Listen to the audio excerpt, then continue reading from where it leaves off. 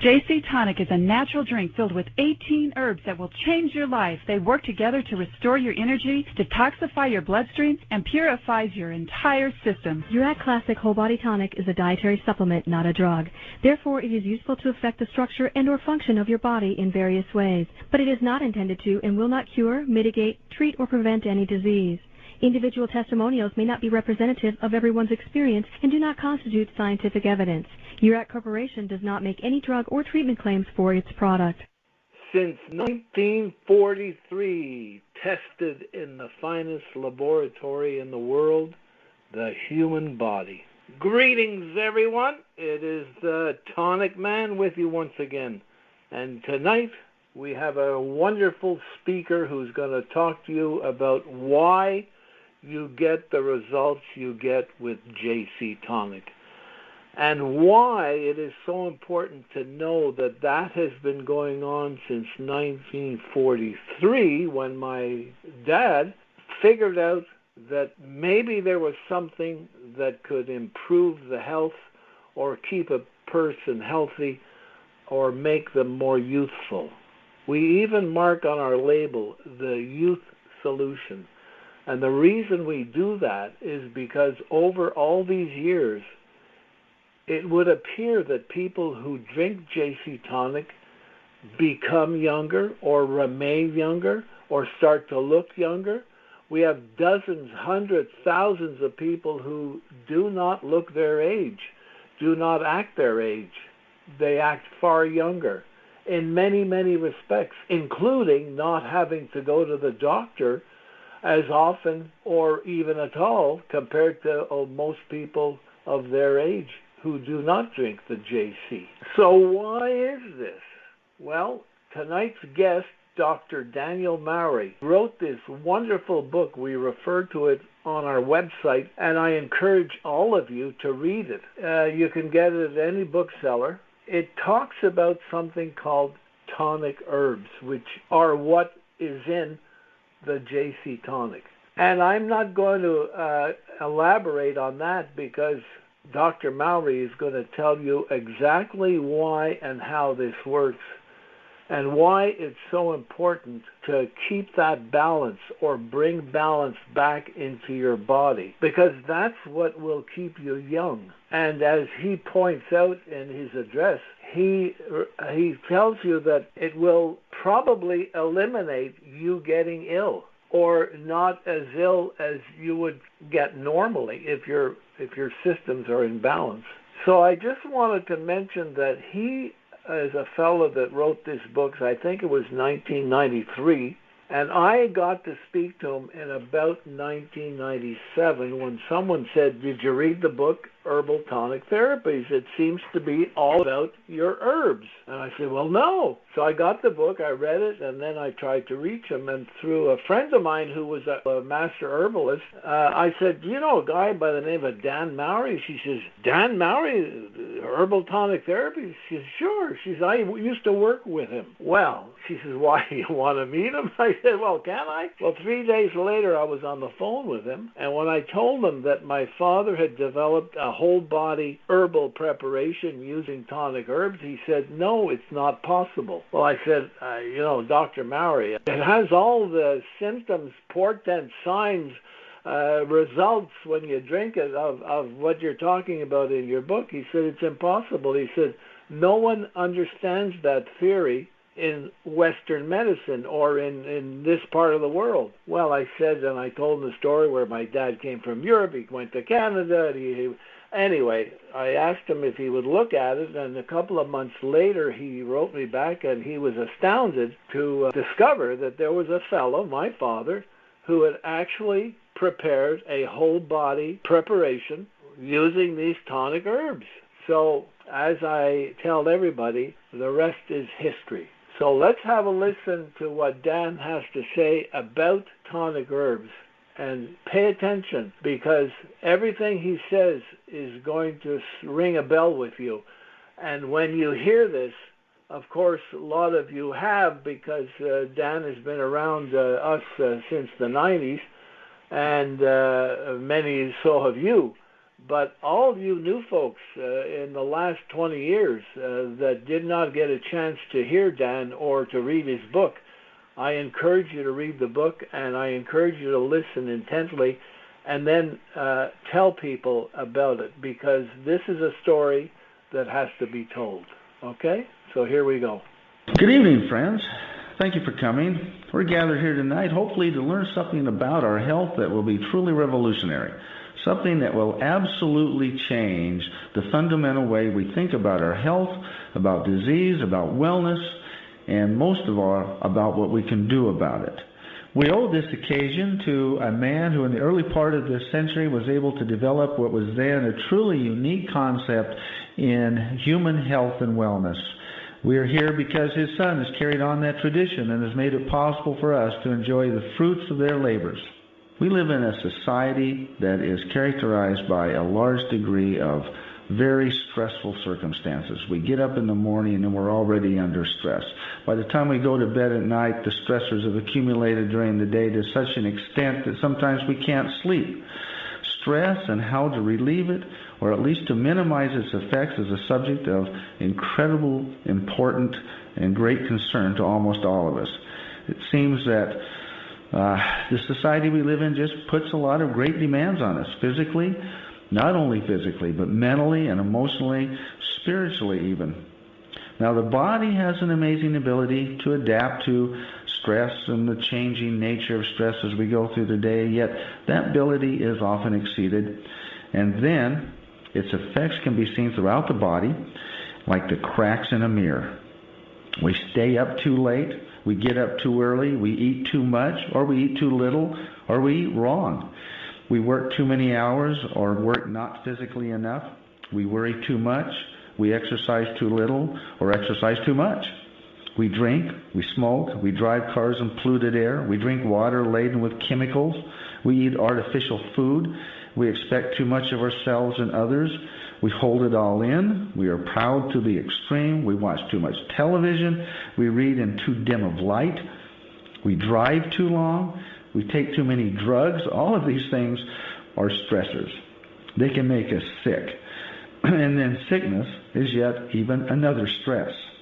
The symptoms of stress you're probably all familiar with. They include such things as insomnia, headaches, ulcers, nausea, muscle tension, fatigue, exhaustion, susceptibility to colds, hay fever and asthma, flu, those kinds of things, premature aging and degeneration, Addison's disease, general malaise, constipation or diarrhea, or other gastrointestinal problems, cloudy thinking, rage, anger, hypertension, hypersensitivity, muscle tension and muscle cramps and those kinds of things, cloudy thinking, poor memory, inability to concentrate. How about fading eyesight and other visual disturbances? Other kinds of similar things that just aren't going right. The health is depressed, the ability to bounce back is reduced, and so forth. But now, here is a new idea, something that hopefully by the time you leave here tonight you're going to truly understand, and that is this, that stress may also be viewed as a departure from balance.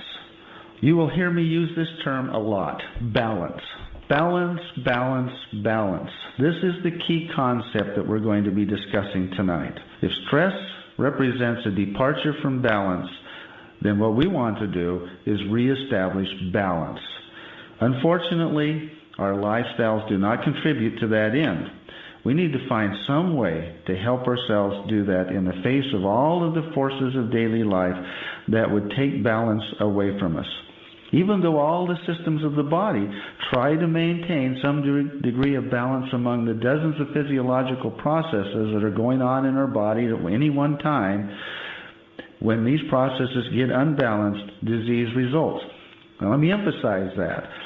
Within the system we're talking about here tonight, unbalance or imbalance equals disease. Balance, then, equals health. If we can stay balanced, we stay healthy. Any departure from that balance represents some degree of poor health, some degree of disease. Now, I know that we don't usually think about balance in terms of health and disease, but for our purposes tonight, and hopefully for the rest of your life, you're going to be concentrating on this particular consideration to a great extent. Now, it's true that contributing to our problems in understanding balance is the orthodox medical model of disease that dominates our thinking.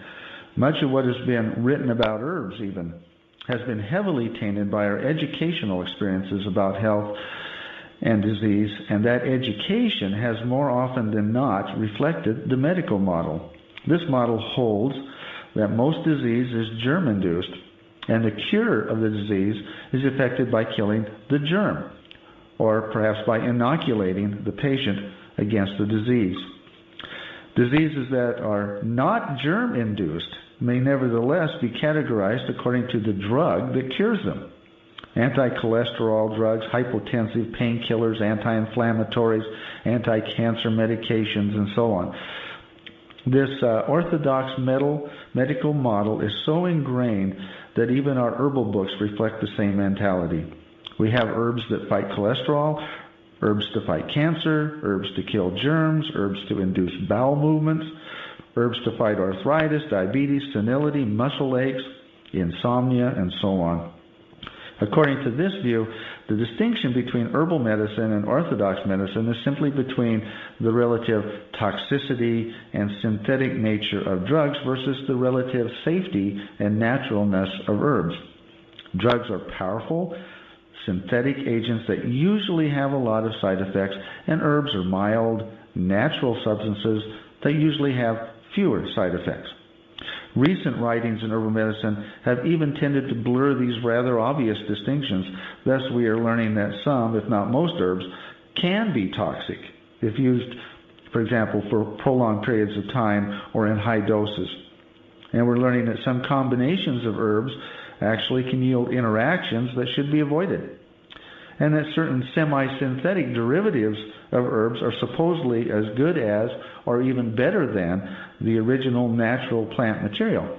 All of these kinds of things are clouding the distinctions between herbs and drugs, and it's all because we tend to think about these things within the terms and the considerations of the main medical model. And although the users and purveyors of alternative medicine talk a lot about whole body wellness, 90% of all herbal products currently available are strictly direct reflections of the orthodox medical model of disease. They do not address or support whole body wellness. We need herbal products that are truly wellness-oriented, whose primary function is to restore and maintain wellness. And as I mentioned, balance is wellness, wellness is balance. So we need herbal products that will maintain and support balance and wellness. Now, there are other nutritive items, vitamins and minerals, that do this also. But for tonight's discussion, I would like to talk primarily about the herbal products. It has been my experience that there is a whole category of herbs whose benefits have been lost to our understanding through decades of misinformation and fuzzy thinking. These are herbs which exhibit a balancing effect on whole body systems, as well as on individual physiological processes. That is, they keep these processes on an even keel, neither overactive nor underactive. These are the herbs of our discussion tonight. These are the herbs that I call tonic herbs, and I believe they hold the promise and solution for correcting almost all the ailments of modern man.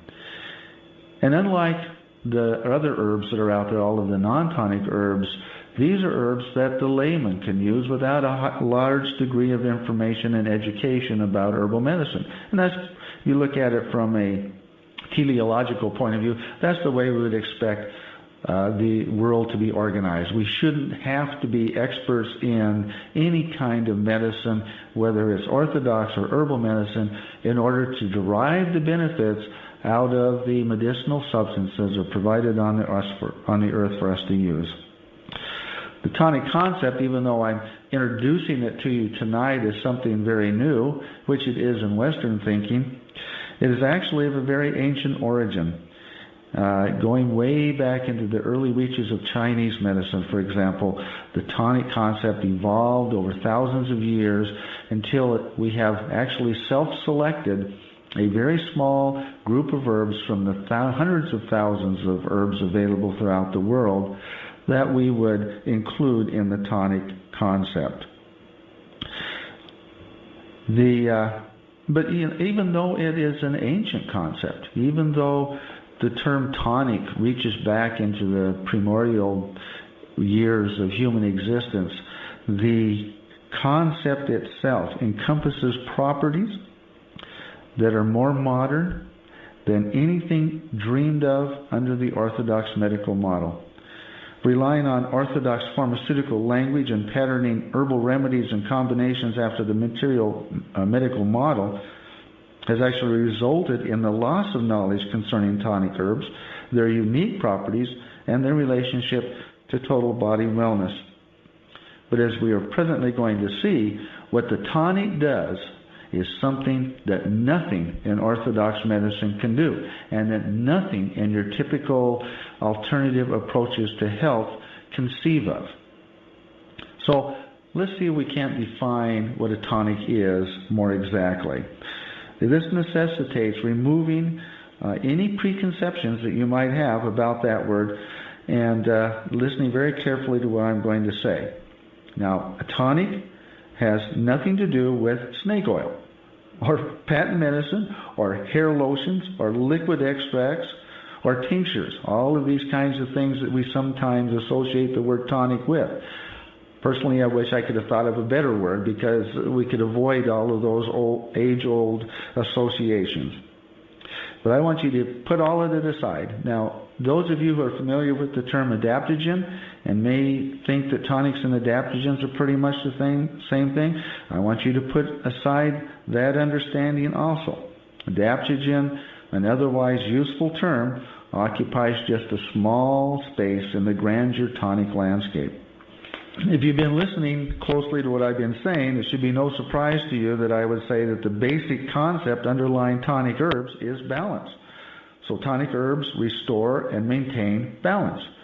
Their action is directed toward whole body systems and individual physiological processes. Now, body systems would include such things as the nervous, digestive, musculoskeletal, cardiovascular, cerebral, reproductive, and immune systems. And processes would include physiological and biochemical functions that affect blood pressures, blood sugar levels, cholesterol levels, the function of electrolytes and buffers, neurotransmitters, hormones, enzymes, and vitamins, and those kinds of things. But of all the terms associated with tonics, of all of the terms that we're going to talk about, I'm here to tell you that the most difficult to grasp is balance, even though we seem to think we know what it means. Superficially, the word is a simple one and should not create any confusion. Furthermore, most people find nothing objectionable about the word. It seems to make perfect sense. But I often encounter a reluctance in many people to distinguish one herb from another on the basis that one restores and maintains balance while others don't. Objections to this distinction range from, don't all herbs do that, to, so what? In reality, balance is not a characteristic of most herbs. Indeed, it may be the rarest of all properties. It is so unique that only a handful of all the hundreds of thousands of plants in the world possess it. You know, the action of any ingested chemical, whether from food or a supplement or a drug, is to push some physiological process in a certain direction, commonly to either increase a process or to decrease it. For example, vitamin C increases certain processes inside cells throughout the body that affect the healing process. Essential fatty acids find their way into cell membrane physiology. Silicon from horsetail increases the rate of tissue growth and becomes part of the structure of new tissue. Certain substances from gentian root stimulate the flow of gastric juices. Substances from onions cause the tears to flow, pushing processes is what physiologically active substances do. However, most substances push a process in one direction only. Now that makes sense. Can any of you, just off the top of your head, think of drugs, for example, that would push a process in two directions? On the surface, that sounds like a counterproductive idea. But think about balancing. Balancing processes requires pushing them in opposing directions. It assumes that a process works best if maintained within certain limits. This assumption is indeed correct. All physiological processes operate within fairly narrow limits. While operating within those limits, they are said to be in a state of homeostasis. Think of a teeter-totter. When the board is perfectly level, equal weights on both ends, it is balanced. This is homeostasis. The normal or healthy state of a body, process, or a system is one of balance. As the teeter-totter begins to dip in either direction, balance is lost. Likewise, in the body, deviation from a normal balanced state produces imbalance or disease. Stated simply, balance equals health, imbalance equals disease. Or we could say this: balance equals good health, imbalance equals poor health. Correcting the imbalance restores balance and health. This is an incredibly important concept for you to understand. And even though it sounds simple on the surface, as you begin to apply it in your lives and see what it means, you're going to find that it'll open doors to your understanding of health that you've never seen before. In today's world, stress is perhaps the number one cause of disease. Now, back to that teeter-totter, if you increase the weight on one side of the board, that is like applying stressor or increasing stress to that side. Stress is any force that tends to push any body system out of balance. Let me repeat that. Stress is any force that tends to push any body system out of balance. Stress can create hyperactivity, too much activity, as well as hypoactivity, too little activity in a particular system or process in the body. Thus, there are diseases of underactive processes and diseases of overactive processes. For example, an underactive immune system is susceptible to infections, colds, and flus. It just isn't up to snuff. Likewise, an overactive immune system tends towards symptoms of imbalance, including hay fever, allergies, and autoimmune disorders. It's just a system that's going too strong. It's overactive. In our teeter-totter analogy, stressors then would be weights applied to either end of the board, forcing it out of balance, and directly proportional to our concept of imbalance in health. Now, imagine the orthodox medical model's approach to those conditions. The physician administers drugs that push the body in the opposite direction of the stressor or disease-causing agent in an effort to return the process to a healthy state. The drug is normally foreign to the individual and the body cannot use it in a normal way. The body can only respond to the drug in a certain way.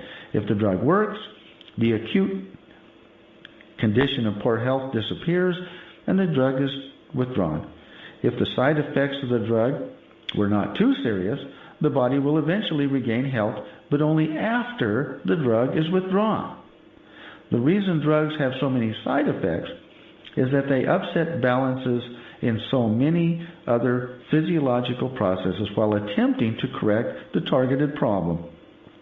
This is not an optimum approach to restoring health, even though it may be effective in halting the progress of certain kinds of disease. Certainly no one would consider continuing the use of a drug once health had been restored. Even the use of drugs such as cortisone and insulin, which mimic chemicals produced by the body, is fraught with side effects, blunting of normal physiology, ups and downs in responses, and so forth. While the specific purpose of drugs is to restore health, these substances are typically inadequate to the task. In terms of our teeter-totter model, the weight applied to one end of the board by the drug has a tendency to push the board through the balance point and unbalance it in the other direction. At the same time, it is unbalancing other boards around the playground with unpredictable and sometimes devastating consequences. The drug just keeps on pushing in one direction, and the longer it is applied, the further it pushes. In the body, if the normal homeostatic set point is overshot, the drug just continues pushing anyway. Then, as often as not, you have to take another drug to push the body or process back the other direction. This kind of chaotic approach to medicine and health keeps the body under constant stress and seldom allows disease-free life to occur. So within the medical orthodox model, you have back and forth things going on all the time, chaos reigning supreme in your body as you try one approach after another to somehow restore and maintain health. It would be much easier if we could figure out a way to maintain balance, restore balance, and just keep it there and do it simply, easily, without a lot of problems and a lot of interaction with doctors, intervention by drugs, and so forth. Now, to review, stated simply, drugs are unidirectional in action. They work one way, unidirectional. Ironically, counter to normal expectations, that is also the way almost all herbs work. The difference between unidirectional herbs and drugs is that herbs lack the side effects of drugs and are generally milder in action. Like drugs, however, these non-tonic herbs, we'd have to call them, because they we'll find out that a tonic herb is not unidirectional, but these non-tonic herbs, which, by the way, is almost all known herbs, are only capable to push the body in one direction. For example, if your immune system is depressed, an immunostimulant herb will push it back toward normal. However, continued use of that herb will eventually push the body beyond normal balance toward overactivity, which, ironically, will manifest itself as a blunted immune system response. On the other hand, prolonged use of an immunosuppressant herb would produce a similar blunting of immunoresponsiveness. Now, because unidirectional substances do not restore and maintain balance, consumers of these kinds of products, whether they're drugs or herbs, often find themselves somewhat out of balance all of the time. For example, using energizing substances to enhance performance during the day and then needing depressant agents to put themselves to sleep at night. People trying to use herbs have to make complex decisions about which herbs to take, how long to use them, and when to use them. An extensive knowledge of the particular actions of each individual herb is required in order to choose the correct herb to match the immediate needs of the body. A wrong decision can lead to less than satisfactory results, bad results. By way of a little historical background, the reason that I stumbled onto the tonic concept originally was because I was wrestling with this idea that people were trying to use herbs, and they had this idea that using these things would be simple with no problems. They're natural materials, so how could they harm you in any way? And I realized that this was a misconception, that herbs are fairly complex substances and that it takes quite a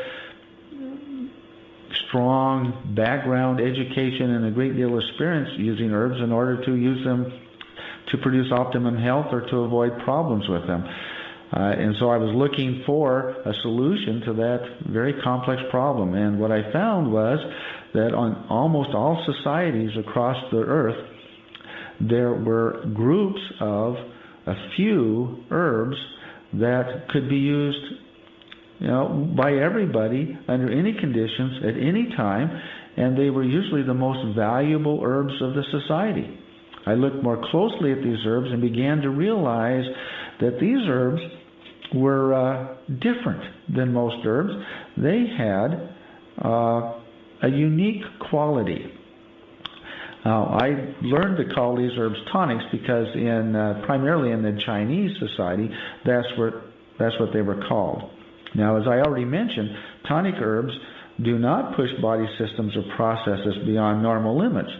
So a person can use these herbs with impunity. If they're not going to push a body system out of balance, then they must be appropriate for use under all conditions. Furthermore, it doesn't matter if a system is underactive or overactive, the tonic herbs will help restore balance or normal functioning. So you don't even have to diagnose whether you're overactive or underactive. You just have to realize that you're out of balance, that stress is getting to you. Now, this is different from simply pushing the body in a certain direction. It involves pushing the body in opposing directions, pushing the body toward homeostasis whenever it would depart from normal, increasing the dynamics of resistance to change or inertia while in a state of balance. So if you're balanced, then the use of the tonic herbs will help keep you there, keeping your body in a high degree of resistance to change. But if you're out of balance, it will push your body back toward balance, and this is the best of both possible worlds. In other words, helping the body achieve and maintain balanced physiology at all times and under all conditions. That's quite an enormous task for a few simple herbs, but it is astounding how well they can do it if they're just given the chance. And that's what you're here tonight to learn, is how to give these herbs a chance. What are they? What's the best form I can get them in? What's the easiest way I can do this? How can I obtain optimum health through with the least effort? And we're going to learn that.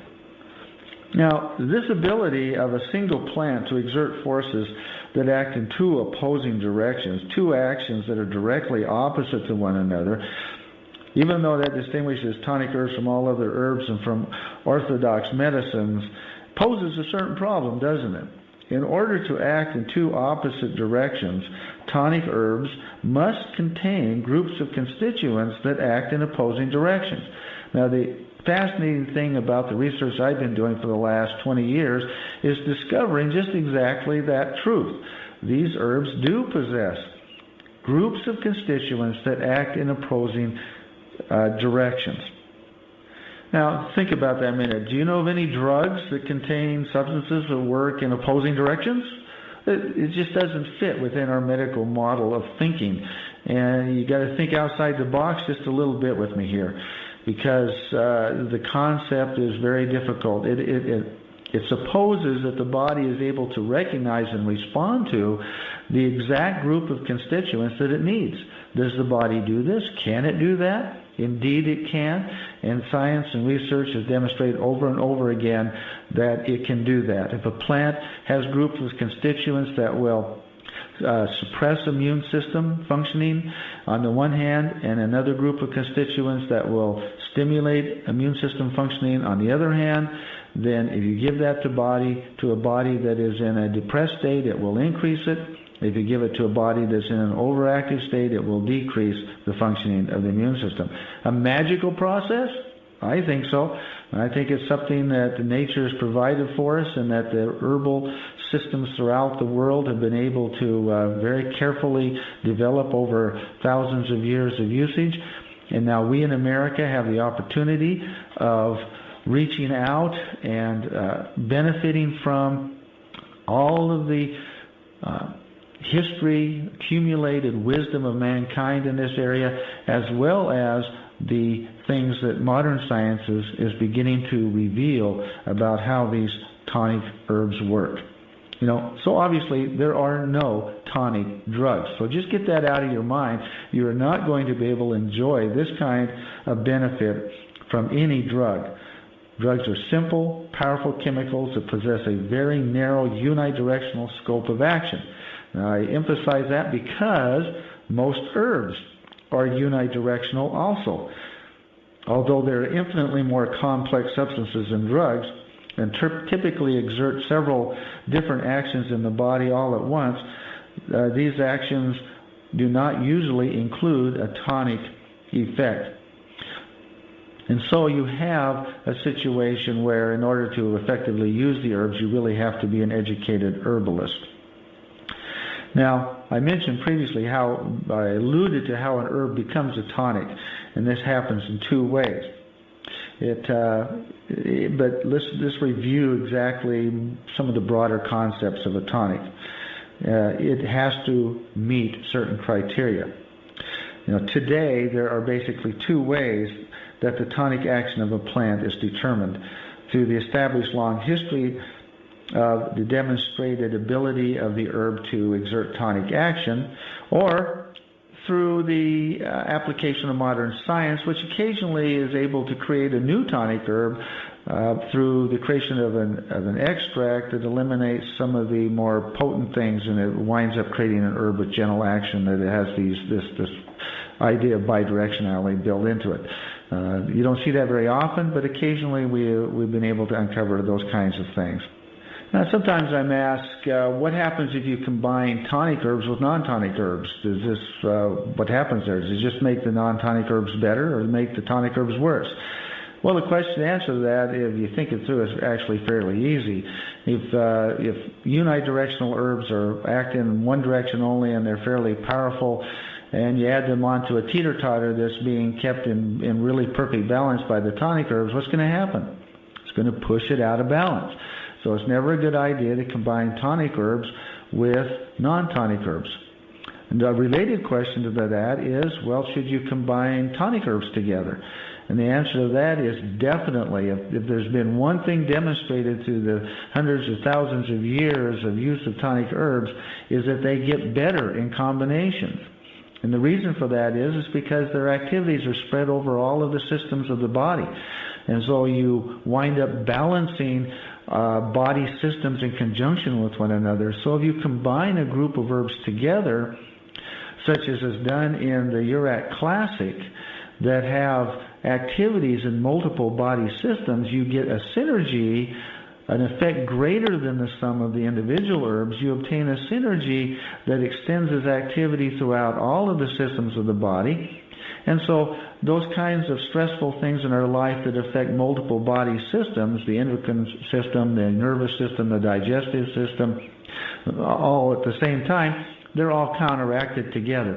So tonic herbs are almost always better consumed in combinations. Now, how do you know which ones to combine together to obtain optimum effects?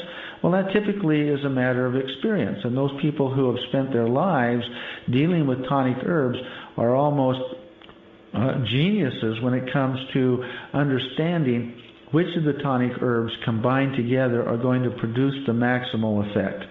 Now, my friends, you are extremely fortunate to be knowledgeable or acquiring the knowledge about one of the really important combinations of herbal extracts that I have encountered in my experience, and that is the Uric Classic.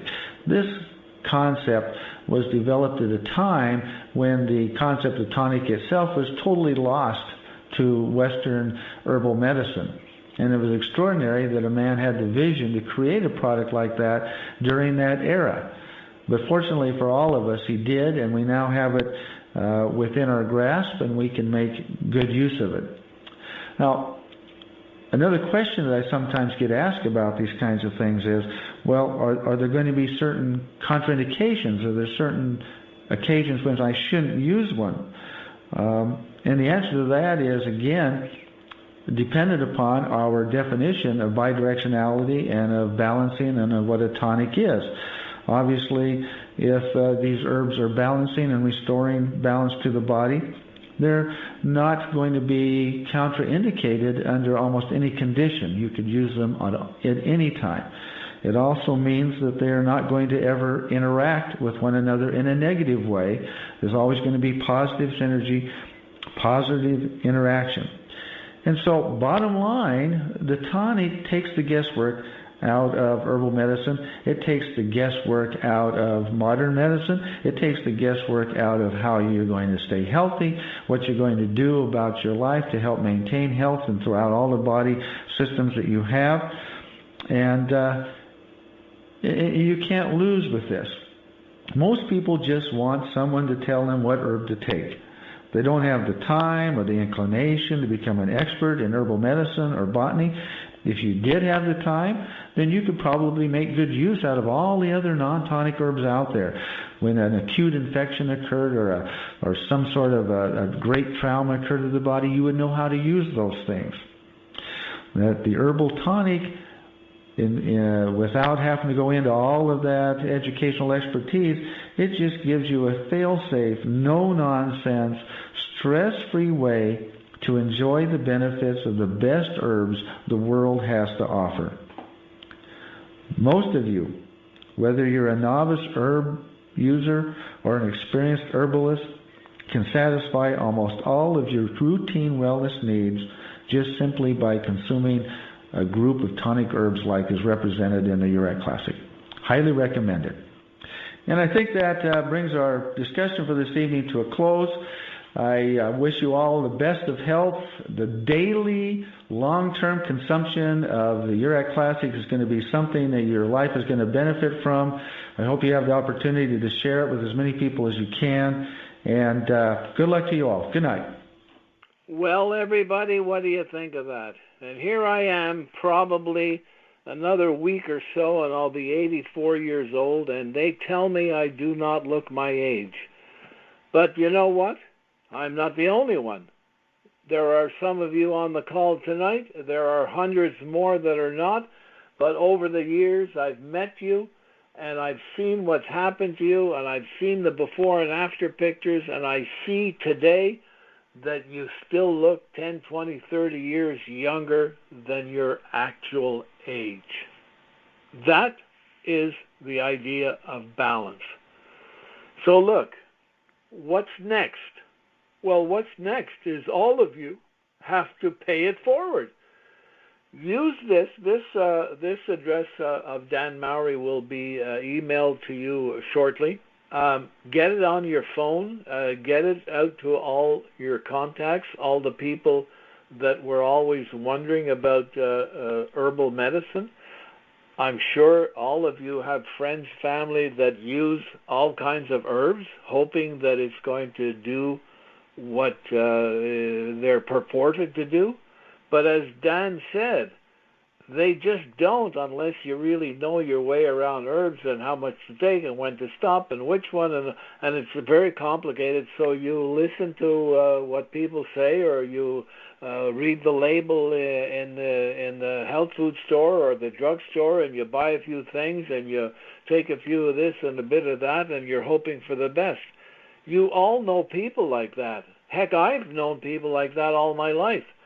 And when I explain to them what the tonic herb is, of course they're incredulous and they don't believe it, but letting them listen to the way Dan explains it and turning them on to his book and so on will win the day for you. And so that's what you should be doing with folks who are already using something to try and stay healthy, or get healthier, or remain youthful. And if you explain to them what there is in this bottle of preparation and what Dan said, I think you've got a winning combination, and you can go forward and convert a lot of people. Remember, a lot of people have to be converted, not only from the herbal medicine, but look at all the drugs that are being used, and people swear by them, and they will not go off them, even though they feel terrible, even though they're suffering from all those side effects that Dan spoke about. They still take them. And sometimes, as you know, they take them and take them and take them, and maybe they don't even need them anymore, but no one thought to maybe stop them or reduce it, or, until they feel really poorly. So you have all that ammunition to bring on the table and explain to people why they should be drinking the JC Tonic. And last but not least, if this product has been around and used by people since 1943, invoke that.